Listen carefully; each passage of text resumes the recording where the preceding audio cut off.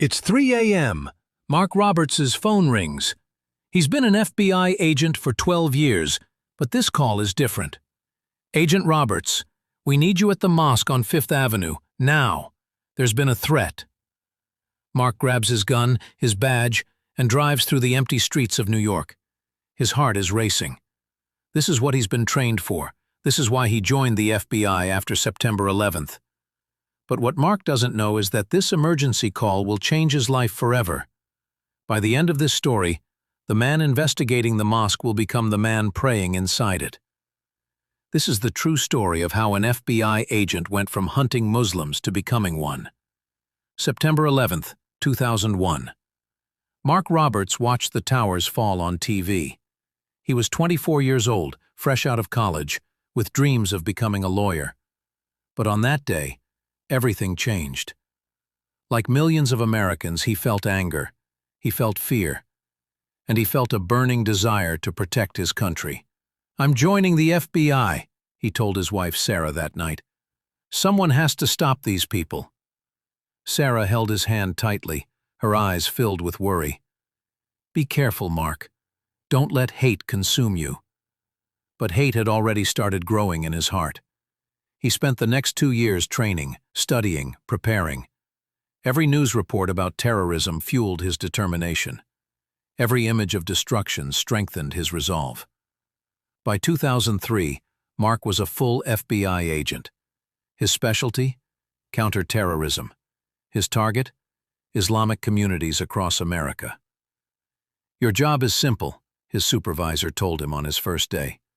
"Monitor the mosques. Watch who goes in, who comes out. Listen to their sermons. Record their conversations. Find the radicals before they strike again." Mark nodded eagerly. He believed he was doing the right thing. He believed every mosque was hiding something. He believed Islam was the enemy. For 2 years, Mark sat in unmarked cars outside mosques. He recorded license plates. He took photos of innocent families. He built files on people whose only crime was praying 5 times a day. He listened to sermons through hidden microphones, waiting to hear calls for violence. But all he heard was talk about charity, about family, about being good citizens. Still, he convinced himself they were hiding something. "They're just being careful," he told himself. "The real terrorists are deeper inside." His colleagues praised his dedication. His supervisor called him one of the best agents in counterterrorism. But inside, Mark was becoming more and more frustrated. 2 years of surveillance, and he had found nothing. No terrorist plots, no radical speeches, just normal people living normal lives. But he couldn't admit that. He couldn't admit that maybe, just maybe, he was wrong about these people. Winter 2005. Mark is sitting outside a mosque in Brooklyn. It's freezing cold. He's been here for 6 hours, watching, waiting, documenting. His coffee is cold. His fingers are numb. He's tired of this assignment, tired of finding nothing, tired of watching innocent people live their lives. Then he sees something that doesn't fit his narrative. An old Muslim man, maybe 70 years old, walks out of the mosque. His clothes are worn and patched. His jacket is too thin for this weather. His shoes have holes. He's clearly poor, probably living on Social Security or charity. Mark watches as the old man walks slowly down the street, his breath visible in the cold air. Then the old man stops. He's seen something. A homeless person sitting on the street corner.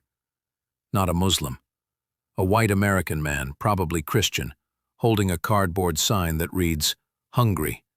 Please help. God bless." The old Muslim man approaches the homeless man. Mark leans forward in his car, his camera ready. What is he doing? The old man reaches into his pocket slowly, his arthritic fingers struggling with the cold. He pulls out a worn leather wallet. Inside, Mark can see there's only one bill, a $20 bill, probably all the money this old man has until his next check. And without hesitation, the old Muslim man takes out that $20 bill and places it in the homeless man's hand. But he doesn't just give the money and leave. he does something that shakes Mark to his core. The old Muslim man sits down on the cold, dirty sidewalk next to the homeless man, in the freezing cold, in his thin jacket, and they talk. Mark can't hear what they're saying, but he can see their faces. The old Muslim man is smiling, listening, nodding. The homeless man is talking, gesturing, and Mark can see tears forming in his eyes. For 15 minutes, this poor Muslim man sits with this homeless Christian man, talking to him like a brother, like family, like he's the most important person in the world. Finally, the Muslim man stands up slowly, his knees clearly hurting from sitting on the cold ground. He shakes the homeless man's hand with both of his hands, a gesture of deep respect. Then he pats him on the shoulder and walks away. Mark sees the homeless man watching him go, tears streaming down his face, clutching that $20 bill like it's $1 million. Something shifts in Mark's chest. A small crack appears in his wall of hate. That's not what terrorists do, he whispers to himself. That's not what evil people do. That night, Mark can't sleep. He tosses and turns in bed next to Sarah. He keeps seeing that old man giving away his last $20. He keeps seeing the kindness in his eyes. He keeps seeing the gratitude on the homeless man's face. Maybe, Mark thinks as dawn breaks, maybe I don't know these people at all. Sarah notices something is wrong. Mark, you haven't slept. What's bothering you? He wants to tell her. He wants to share what he saw. But how can he explain that everything he believed for 4 years might be wrong? The next day, Mark does something he's never done before. Something that could cost him his job, his career, everything he's worked for. He decides to go inside the mosque. Not as an undercover agent with a wire, not with a hidden camera. Just as himself, as Mark, as a man searching for answers. Friday prayer. Mark puts on casual clothes, jeans and a sweater, and walks toward the mosque. His heart is pounding. His hands are sweating despite the cold. His instinct tells him to reach for his gun, but he left it in the car. He feels naked, vulnerable, scared.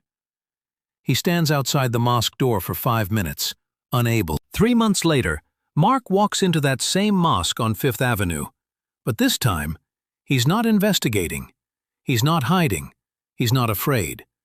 He stands before the imam, his voice shaking but clear. I testify that there is no God but Allah, and Muhammad is his messenger.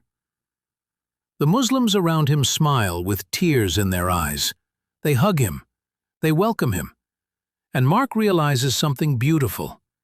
The emergency call that brought him to this mosque at 3 a.m. wasn't about a threat. It was Allah's plan to guide him home. Mark quit the FBI. He became a Muslim community leader, helping to build bridges between law enforcement and Muslim communities. Sarah, after seeing the peace in her husband's heart, studied Islam too. 6 months later, she also took her Shahada. Today, Mark tells his story to thousands of people. I spent years looking for terrorists in mosques, he says. Instead, I found the truth. I found peace. I found Islam. The man who once hunted Muslims is now their brother. The agent who built files on innocent people now defends them.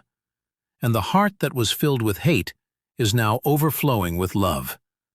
Sometimes, Allah guides us through the most unexpected paths.